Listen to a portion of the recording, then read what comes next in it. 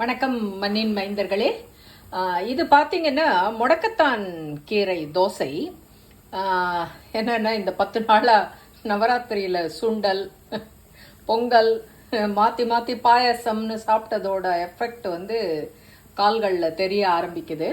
அதனால் நான் முடக்கத்தான் கீரை வாங்கிட்டு அதில் இட்லி மாவு இருந்ததுன்னா இட்லி மாவோட போட்டு பச்சை மிளகா, கொஞ்சம் மிளகு, ஒரு 2 பல் பூண்டு போட்டு உப்பு போட்டு கொஞ்சம் தேங்காய் எண்ணெய் விட்டு அரைச்சி அப்படியே சின்ன சின்ன தோசைகளாக நான் வார்த்திருக்கேன்.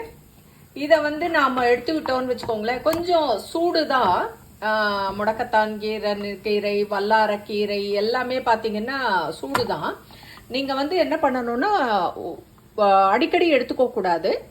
இப்போ நான் இன்னைக்கு எடுத்துக்கிட்டேன்னா ஒரு வாரம் கழிச்சு அடுத்த வாரம் அந்த மாதிரி எடுத்து ஒரு 3-4 தடவை எடுத்துக்கிட்டோன்னா அந்த கால்களோட அந்த மடக்கிறது நீட்டுறது எல்லாமே எளிமையாக இருக்கும். நன்றி, நமஸ்காரம்.